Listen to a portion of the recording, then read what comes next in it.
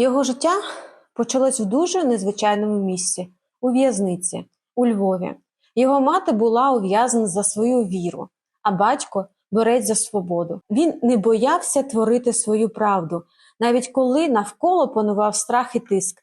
Ця історія про львівського художника Богдана Сороку. Уявіть собі перші місяця життя маленької дитини за холодними стінами. Але Богдан не загубив світла. Його виховав дідусь і бабуся. Люди, які дали йому світ, музичну душу і любов до мистецтва. Він поступив у Львівське училище мистецтв і почав свою творчу дорогу.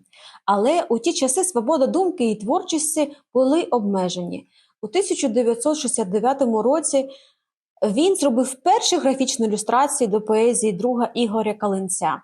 Ці роботи були такими ширими і сильними, що радянська влада вирішила, що вони неправильні, і відкрила проти нього кримінальну справу. Йому заборонили виставляти свої роботи на багато років. Уявіть мистецтво, яке не показують людям, але художник продовжує творити.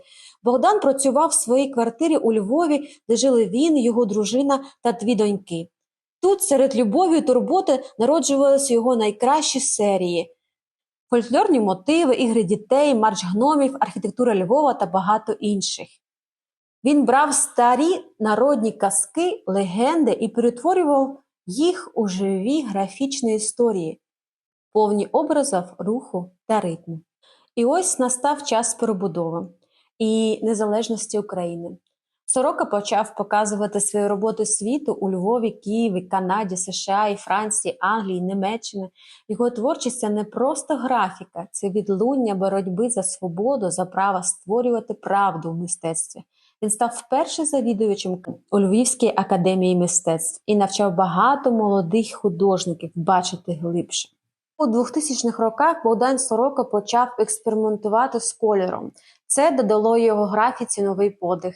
Серії як «Купальські ігри», «Музиканти», «Ангели» і «Музика» наповнені життям, музикальністю і справжньою симфонією форм та кольору. Він писав також спогади про час і мистецтво, і вони стали бестселером в Україні, бо за кожним штрихом у них була жива душа і правда. Богдана Сороку не стало у 2015 році. Його роботи живуть у музеях і серцях людей, бо вони про свободу, силу духу і любов до життя. Якщо вам сподобалася ця історія, ставте лайк, підписуйтесь на канал і пишіть у коментарях, що вас вразило найбільше. А я вас чекаю у своєму інстаграмі, який ви зараз бачите на екрані. До зустрічі і па-па!